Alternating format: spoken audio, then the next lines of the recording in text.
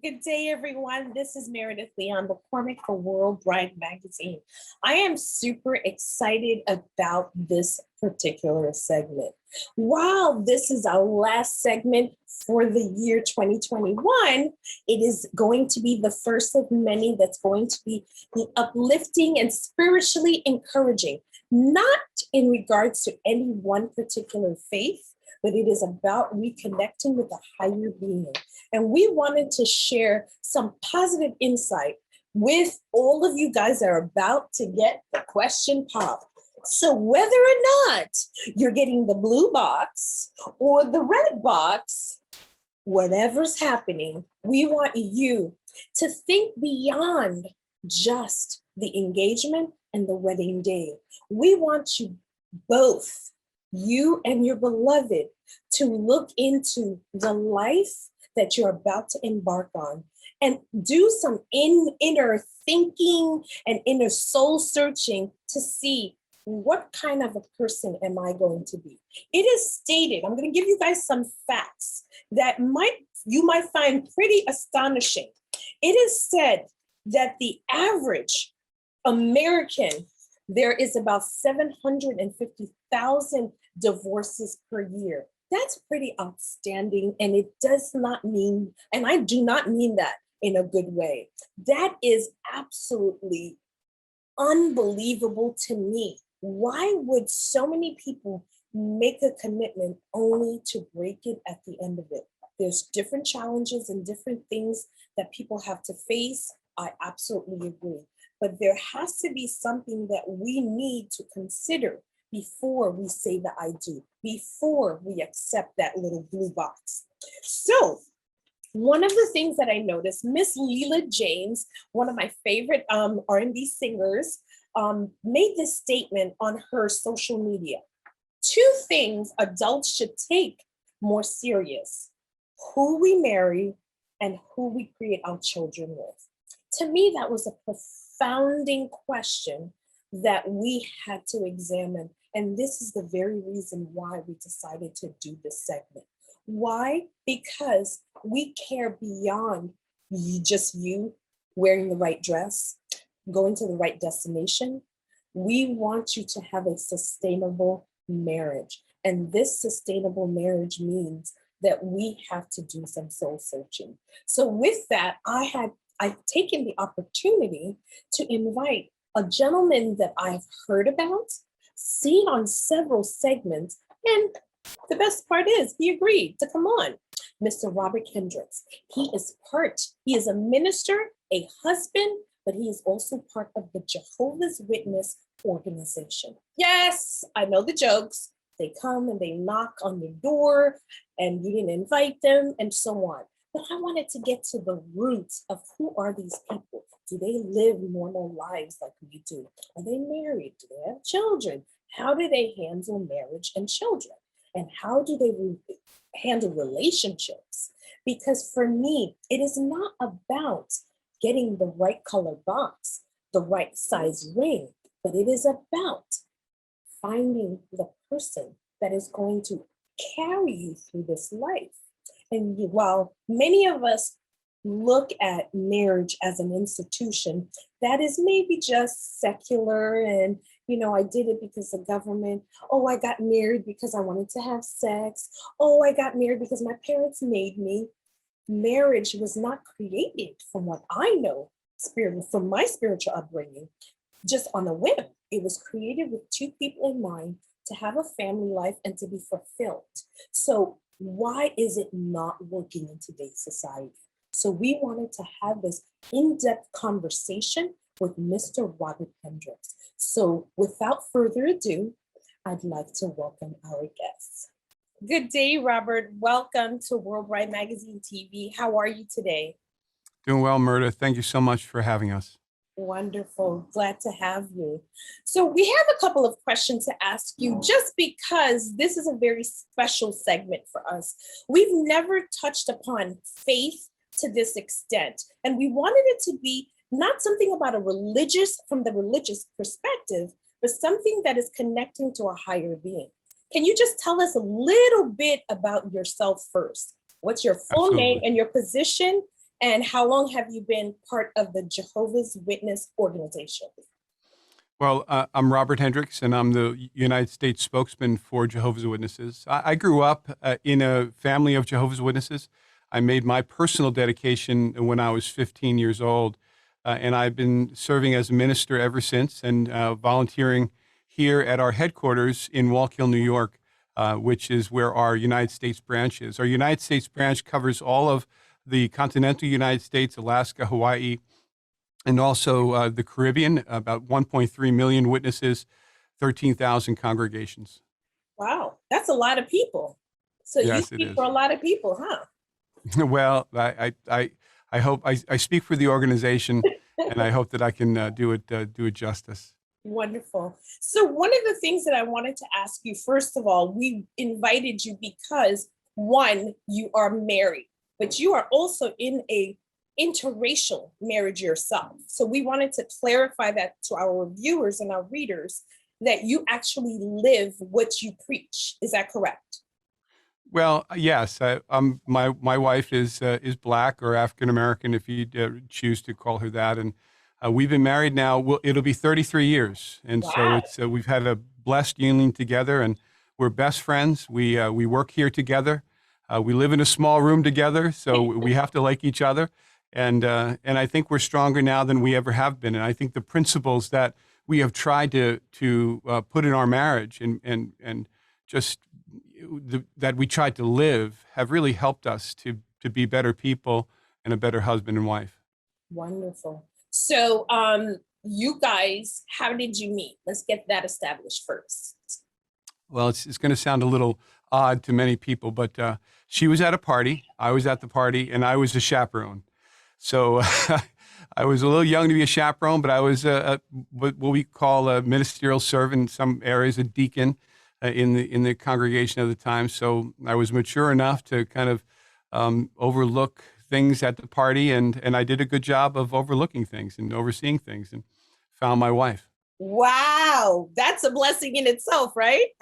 It was a blessing, no doubt about it. It's funny, we didn't hit it off immediately. We did have conversation, we danced, but it took about a year and a half for us to grow on one another before we started dating. Wow. You kind of answered a lot of myths that people seem to think that Jehovah's Witnesses do not go to parties, they do not dance, and do not enjoy themselves. You just Well, literally just knocked some things off right there for me. Thanks for that. oh, so I just busted some myths already. That's good. Yeah, and I lived it. So believe me, it's true. I love that. So now you said you've been married now for 33 years, Mhm. which in our society, today's society, is a lifetime. It is literally forever and unheard of. Do you really truly believe that marriage is relevant for today's society? Do you really believe that? I think marriage is as relevant or more relevant today than it ever has been. And really, the reason why I believe that is, number one, the Bible tells me that. So I espouse the views of the scriptures. But number two, because I've lived it. And there's nothing greater to a relationship than commitment. And marriage is about commitment. And so for me, today, when we think about society is all about me and not about us. And so a good marriage is all about us. It's all about we. It's all about individually the other person and serving that other person. And when we do that, we just are happier. We're more joyful. We were made, we were created, we were designed to love to give. That's what Jesus said. There's more happiness in giving than there is in receiving. And in a marriage, you give. And when you give, and when you give, you are joyful. It's a joyful union. And of course, it's not going to be perfect. And marriage is difficult. It takes work. But marriage is more relevant today than ever because it gives us the commitment that we need to stay together forever. And it's a wonderful blessing to have a partner that is your best friend and that's your partner for life. Okay, Robert, all the things that you said literally sound like a fairy tale to so many people that are not living it. Young people today are said to be so turned off by marriage and just the whole concept of it because of all the failed marriages that they have seen. And one of the questions that they had was, why is it that we as a society put so much emphasis on the material things that we own, such as a car that gets we have to inspect it, we have to re-register and do everything else, but yet marriage isn't held to the same standard. So do you really truly believe that Bible principles apply in today's society with all the challenges people have to face? I think that whether you call them Bible principles or you simply call them marital principles, this is the only way that a marriage can stay together. I mean, just go to the very basic, the Sermon on the Mount. We call it the Golden Rule. All things that you want men to do to you, you must likewise do to them. All things that you want them to do to you, you must do to them. What does that mean? It means that you take the initiative.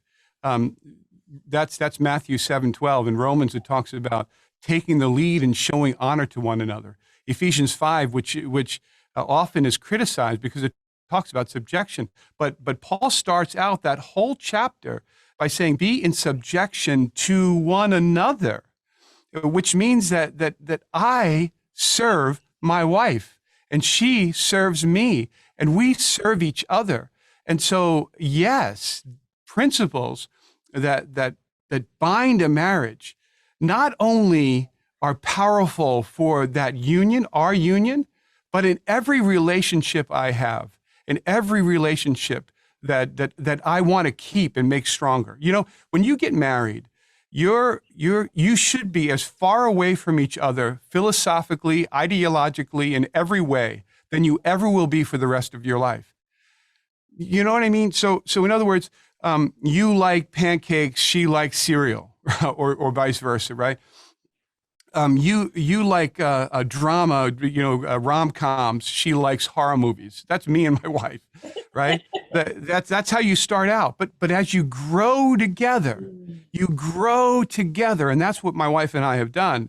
You get closer and closer and closer to one another. And while the distinguishing elements that you love about each other never change, you grow to love the differences, and you grow together where now you're thinking alike, your ideology is similar, and you bring something to the marriage that's unique, but you also have all this commonality that makes marriage so comfortable and joyful. I love that. It's inspiring, and it reminds me of some other interviews that we recently had to hear. And Gloria Estefan and her husband both were interviewed at the Red Table Talk. And one of the things that they said was about being selfless in the marriage. If you're so busy serving your partner, it's hard to be selfish. And so hearing you say this as a spiritual man reminds me, somehow, is the Bible still relevant today? Based on that answer that I heard from them, I think it really is. And a lot of the things that we believe as a society is deeply rooted in any kind of spiritual contacts that we may have had, where it be with our grandmothers, our grandfathers. Some measure of that has rubbed off in society in a good way, but somehow we've grown so far from it. But my question to you now is, you believe it because you live on the site of the property, correct? Of the society, the jw.org. Is that correct? I live in Wallkill and I live with 2,000 other people. That is correct. But doesn't that make it a little bit easier for you to be more faithful, to be more stronger, because you live in a community that's almost like a bubble? You're protected from that. Yes or no? What do you think? Well, I think that's an oversimplification, because when you live with 2,000 people, you have to be even more selfless. And so everybody, the reason why this is a safe place, it is what you might call a bubble, because everybody is trying to practice those same principles. Mm. We know it works. So the oversimplification is I'm protected. No, in some ways, you put 2,000 people together in a tenement building and they'd kill each other in 500 square foot rooms, which is what we have. Some of them are 400 square foot rooms. But we're happy and we're joyful. We're peaceful. That's because we're applying Bible principles. And so that's the key. And it works in here. But also, I don't want you to miss this fact. We've only been here for 3 years of our marriage. So 30 years of our marriage, we're on the outside, struggling to make a living, having shifts in the night at times, me traveling for work. And we kept it together. We've been loyal to each other for those 30 years, and we were not in the so-called bubble. But here, there are other different challenges. The key is whether you're inside or outside, of following and practicing Bible principles. It's said that a happy marriage is the union of two forgivers, two good forgivers. But to forgive each other, which you're going to have to do almost daily, you have to have humility. And that's what's lacking in society today. People are not willing to put others ahead of them. And they're not willing to lose a fight. They're not willing to lose an argument. And in a good marriage, that all goes out the window, all those small things, because what you want to do first and foremost is keep your marriage together and stay happy. And when you go to bed at night and you hug one another and you cuddle with one another, that's real. It's not a show. And that's because all day you've practiced the principles that have brought you to that moment. So I love it again. You're telling me that the way you guys have survived your 33 years of marriage, and you wasn't up in Walk Hill your whole marriage, it was applying the principles of your faith. Is that correct? Yes, applying the principles of the Bible. Philippians 2:4.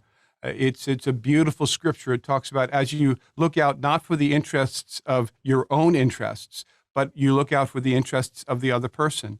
That's in every relationship, but especially in a marriage. And so, yes, we have tried to apply those things all of our marriage, and really it has made us stronger every single year.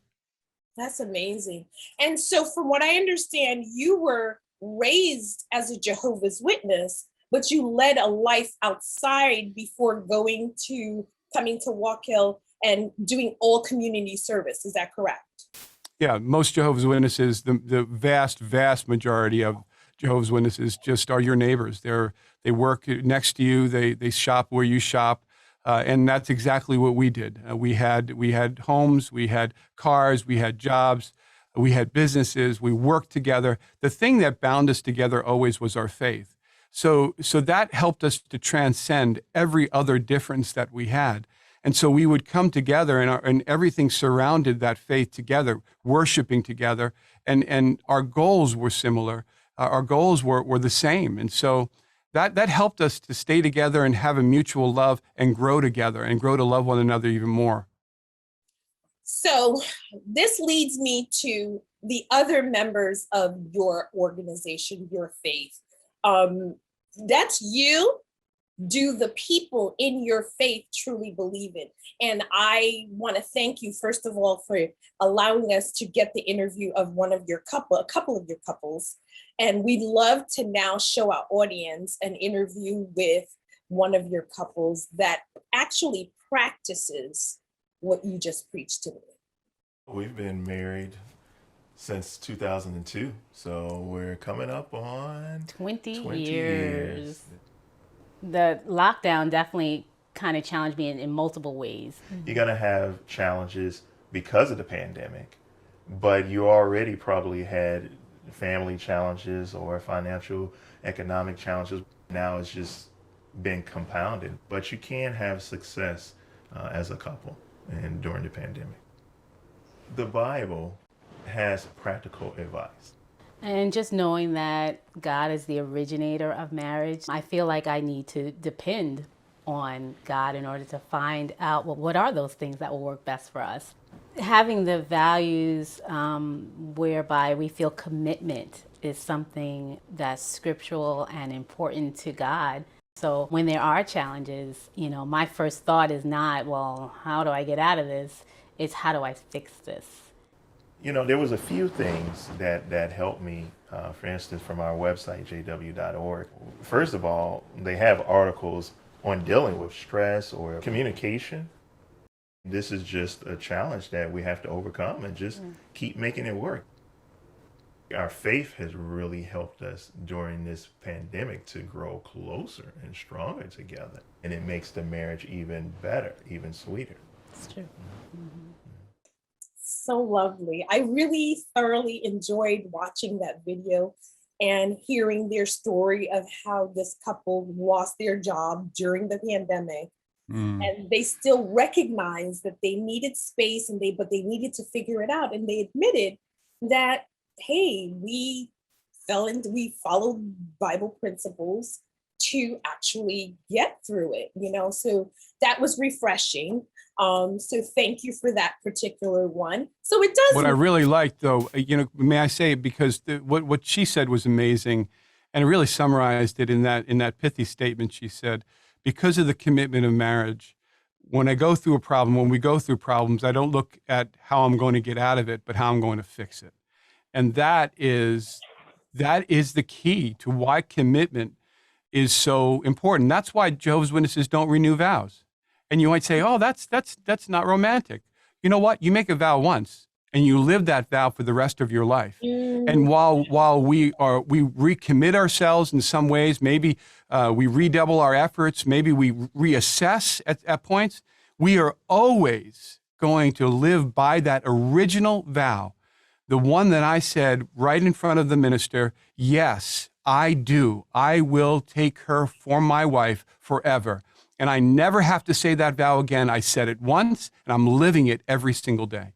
Wow. That leads to a question that one of our producers had, and I definitely wanted to throw that in. The question was, for spiritual people, which is more important, the honorable decision to make, or the honorable decision to make when a partner has shown that he has abandoned the faith that you both started with, or to end the marriage and walk away? Is God disappointed in you leaving the marriage, or is it more treacherous for people to stay in a loveless, faithless marriage? How do you guys deal with that, which leads to divorce? How do you guys address that? Well, unfortunately, even Jehovah's Witnesses have problems in their marriage, and some are separated and some get divorced. It does happen. And while it is disappointing, not just to God, it's disappointing to the two people. Hopefully it's disappointing to them. It's disappointing to the congregation and to the family and to the children. And so what we first look at is, how are we going to fix this? Just like that sister said, how are we going to fix this? Now, if somebody's been abandoned, you know what the Bible says about a man who abandons his household? He's worse than a man without faith. If there is abandonment, maybe a wife will choose to separate, or maybe we won't criticize the decision she makes. It's personal. Maybe she will choose to stay in because she wants that marriage to work. She not only cares about the children, she also cares about her husband, who is on a wayward course, and she wants she wants him to live. She wants to stay forever with him. That's a choice that she might make. The choices, frankly, are personal choices. The Bible does allow for separation in certain situations. It certainly allows for divorce in certain situations. And that is really a personal choice that people make. And there's so many reasons, exigent and internal reasons that a person makes those choices, that it would be impossible for us to really look at all the scenarios. It's a personal choice between that person and Jehovah. Well, thank you for that, because you touched on another myth. The myth that we've often heard was that Jehovah's Witnesses stay no matter what, and they're forced to stay. They have no free will. The organization shuns anybody that tries to leave an abusive situation. And so now you're telling me that is not what you guys do. but you guys encourage the unity of the family and the safety of the individual and children if there's children involved. Is that correct? Well, I have been associated with this organization for 56 years, and I can tell you, in all of my dealings with this organization, with congregations, families have been safe. And when somebody is an abusive person, of course, we don't try to intercede, but at the same time, we don't judge. And so that those individuals need to decide for themselves what will be best for themselves and the family. There's a reason why we don't intercede. There's a reason why we don't tell a woman or a man to stay in an abusive relationship. Because if we told them that, which we have no authority to do, and somebody got killed, the blood would be on our hands. So that's a personal decision. And while witnesses generally fight for their relationship, they fight for their marriage. They don't abandon it at the drop of a coin because something has gone wrong. At the same time, they recognize that they have an obligation before God to protect their own life. And Jehovah doesn't want to see, our Creator does not want to see somebody in an abusive situation or hurt in any way. And so that person is going to make a personal decision. They'll get the support of the congregation, and we will neither judge that person or try to micromanage that decision. Thank you for clearing that up. Now, in today's society, especially for the past 2 years, we notice there's been a lot of crime, hate crimes that have been committed, the Black Lives Matter and everything else, and which leads to the big issue of interracial marriages. Does your organization, does your religion, does your faith, does God, more importantly, shun, look down upon mixed marriages? Well, the simple answer is absolutely not. My marriage has been blessed from day one. We have experienced some level of prejudice and partiality from the outside, but never from the inside. And the beauty of it is that we have found in our congregations around the world that we have found a place of safety.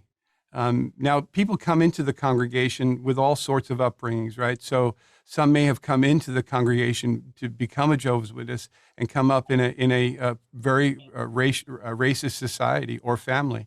Those attitudes are hard to get out of your heart, but we rarely see that. What we see is all types of people embraced, and we love the mosaic of marriage. We love seeing Asians and white and Irish and Italian and black and white and black and brown, and it's a beautiful thing. We celebrate it, and that's the way I always came up. I was in a majority Black congregation in growing up, and in fact, my family was the only family to move. We lived in a neighborhood where the Puerto Ricans, Blacks, and whites, and they were pretty much evenly distributed.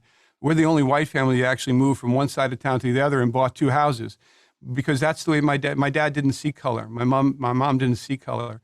And so the beauty of that is growing up with that kind of upbringing. I know I'm blessed as a result of that. It opens up a vista to you that is so energizing and allows you to see the world through a different lens. And so we've been blessed to be able to do that. And we've been blessed to be able to be in a complex here in Walk Hill where there are hundreds of marriages that are interracial. So it's wonderful to see the differences that among people in their marriages.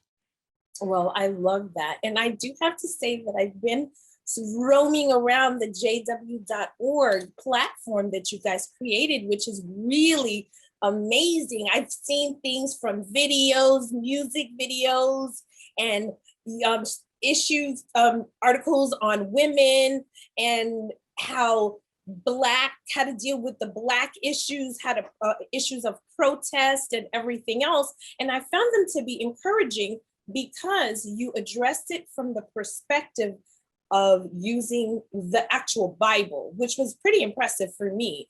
You guys have actual scriptures that tell people where your faith is based on And so I did some research and I literally found things that confirm what you just said to me regarding interracial marriages, the mixing of races. Even you now have this whole series on going back to your heritage of the organization, where you guys are breaking things up. Mm-hmm. Can you tell me a little bit about that? That gives us a little background on the organization and the people and the mix of people. Well, really, when we look at our organization, we really do feel like it's just a continuation of what has existed for many years, even before 1870s, when our organization began to come together as the Bible students, and then for the last century, almost century, as Jehovah's Witnesses. Our heritage is a beautiful thing because we've grown and we've changed, we've refined, we've grown in our understanding of the Bible. And we look back and we try to connect our faith to the faith of those who lived in the 16th, the 17th, the 15th century, those who wanted to preserve the Bible and its translation, those who were ready to die for their faith because they were standing up against things like the Trinity or hellfire doctrine, which we don't believe has a scriptural basis. And so when we look at our heritage, it's important that we are connected to this spiritual family as well as our physical family, and that's what we've tried to do. That's amazing. Now, I think this is probably going to be my last series of questions. It's about the young people. We live in a society where young people right now, they literally feel hopeless. They're dealing with climate change. They're dealing with racism, murder. They can't find jobs. They can't pay their school loans. Society told them, get a good education, get a good job, and you're going to be fine. But now they're overwhelmed with debt and everything else. What hope do you have for the next generation? You know, the children, my children, I have children that are in their 20s. What hope do they have? You know, what hope are you telling your young people? Well, right now we're doing a campaign globally in 240 countries, and we're distributing a magazine called The Better World is Near. And so the reason why we're doing that is because so many people have lost hope. And really, when you really come down to it, they've lost trust in basic institutions. They've lost trust in the church.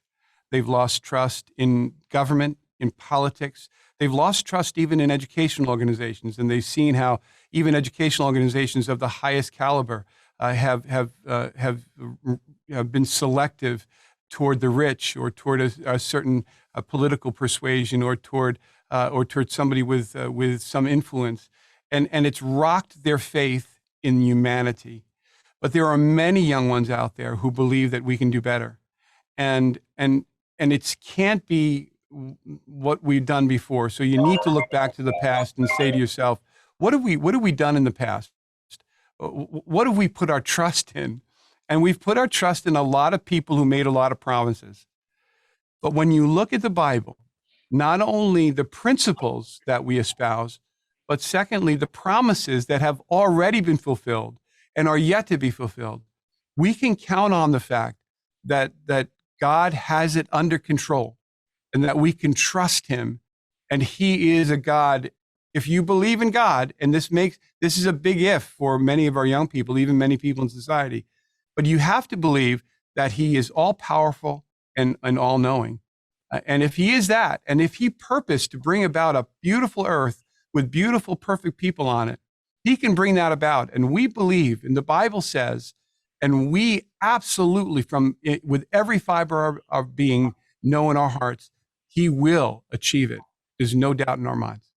Wow, that's a beautiful thing. And it reminded me of the last video that you guys shared with me. It was with the interracial couple, because young people today, they're breaking all boundaries. They don't care about your black and white and I'm going to stay in a box. They're not doing that anymore. And I noticed that with this video that you shared with us, that this couple also overlooked anything about race and culture. So I'd love to show that video. I was born in a small town in North Carolina. I was born in India. We got married September 28th, 2013. So we've been married a little over 8 years. I do see a huge cultural change from India to America, definitely. Language is a big difference. Sometimes when we are communicating, things don't get communicated as fluently. You have to communicate clearly, almost with context, like this is where I'm coming from. And then you have more of an empathy, or you understand better, like, okay, this is what is happening. When we have a single goal, everything else is secondary. When I make a decision, even if the decision is wrong, she doesn't say, I told you so. On jw.org, I'm able to look at better ways to communicate with Chessie. Looking at those articles has really strengthened our marriage as well. It feels just like we just got married a few years ago. But I really appreciate everything that Chessie's done. She made these 8 years fly by. They say time flies when you're having fun, and so I guess that's why those 8 years have gone by so fast. Some people might feel that people from different backgrounds shouldn't get married. Some, even well-intentioned people, might be concerned that any children that come from the union will experience more problems or have difficulties. I did have a really good friend who talked to me and asked me some very pointed questions, but she asked me how I felt about the fact that we were different color, different backgrounds. So that kind of opened my eyes to the fact that even though we don't feel the difference, others will see it. I think it's most important in a marriage that the relationship you have between, the two of you, that's most important. If I had to give advice to someone who was planning to get married, regardless of what their backgrounds were, I would say it's really good if you can spend time together regularly each day if possible. Secondly, I would say that you've got to make time to talk to each other, especially to talk about important things. Sometimes we shy away from difficult subjects. We did a lot of preparation, not so much from the standpoint of trying to prepare to face the world as an interracial couple, but just to have a successful family life. We also regularly look at the information on jw.org. There was an article that was entitled How to Survive the First Year of Marriage. It helped us with our communication and also our expectations. I love that one. They were honest about it. And so, like I was saying to you before, I got a chance to scope around the jw.org, and I found a lot of topics that were interesting to me as an editor of Worldwide Magazine, and someone that I want to say that I am a spiritual person, but at the same time, we also have had to face so many challenges in this world that it literally makes you doubt God's existence. And so when young people are shunned away from anything that has to do with organized religion, I have to be empathetic towards it. But when I see what your organization has been doing with your own young people, it's kind of hopeful. And so thank you for the beautiful content that you guys have been able to create and made the website absolutely easy to navigate. How about that? I think that's that builds my faith too, because really everything on jw.org is scripturally based. So it uses scripturally based principles. So as an example, in just 2 hours, if maybe not even, I'll be sitting with my wife, and this is our family worship night. And as a result of that, we'll be talking about one of the articles that is in on jw.org. So what happens tonight, what we'll do is we'll sit there, we'll read it together, and we'll talk about it, and things will come out that they don't come out every day. You say a prayer, and even though we're together all the time, we'll start talking about things, deep things that we'll reveal to each other that are very powerful. And so it works. It can work, and people can have faith in the fact that this whole process of applying Bible principles in a marriage or any relationship will build your faith in this old book and how this old book is as relevant today as it's ever been in the history of mankind. I have to agree with you because I've been looking at that old book a lot lately. Oh, that's good. That's good. So I want to thank you so much, Robert, for answering so many of our questions and dispelling so many of the myths that people have had about Jehovah's Witness, at least the ones that I've heard, and that my crew has also asked questions, and some of the questions came from them as well. So I'm excited about that. And I hope they get a chance to review this and go through jw.org and see for themselves some of the content that you guys have created. That is, I don't want to say it's preachy. I think it's timely because it seems to come off of the news and it's current.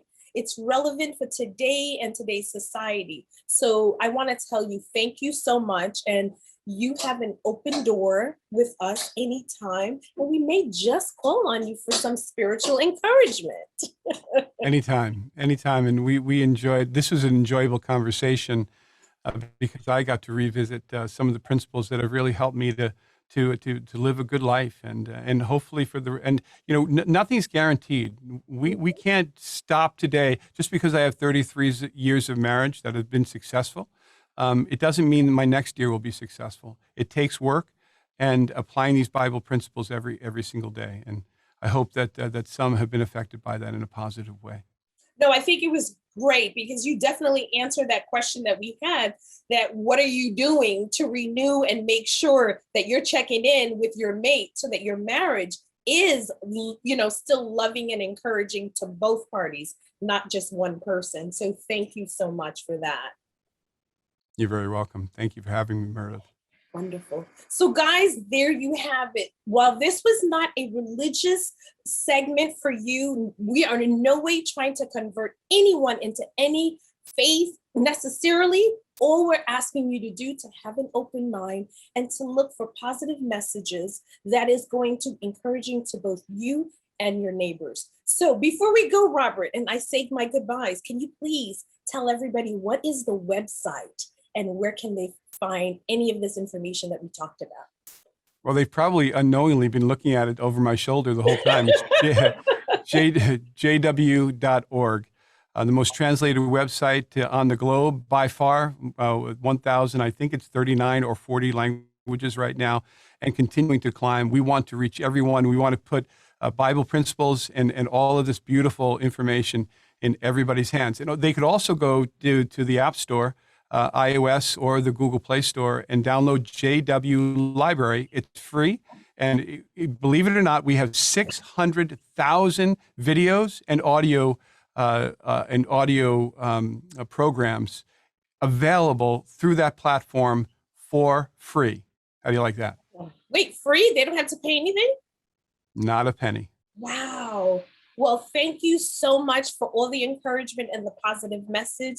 So to all our viewers and our readers, please continue to be uplifting and be kind to one another and be good to one another throughout the rest of the year and what is promised to come. Until the next time, ciao bella.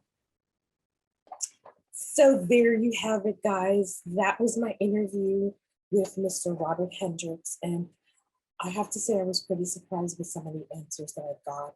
Very encouraging. He enlightened me on so many other things that I did not know about Jehovah's Witnesses. So I hope it was enlightening for you as well. I do have to say that while I am not big on organized religion, my faith in God is so important, and anything that's going to help me draw closer to Him is my top priority.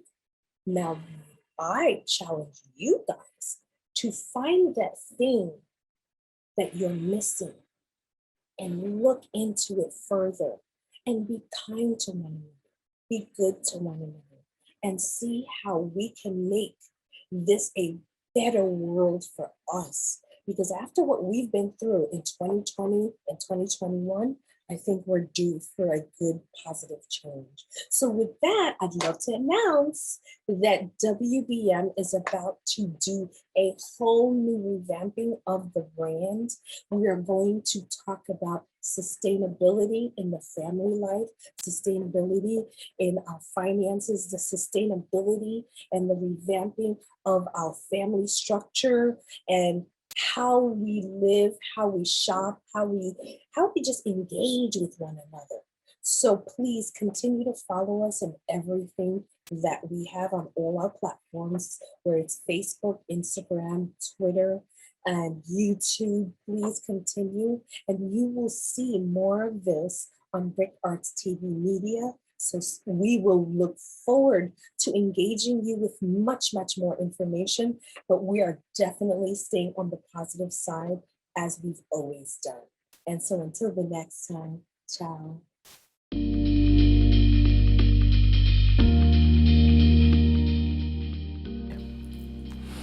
Good day. My name is Meredith Leon McCormick. I am the founder and the editorial director for World Bride magazine.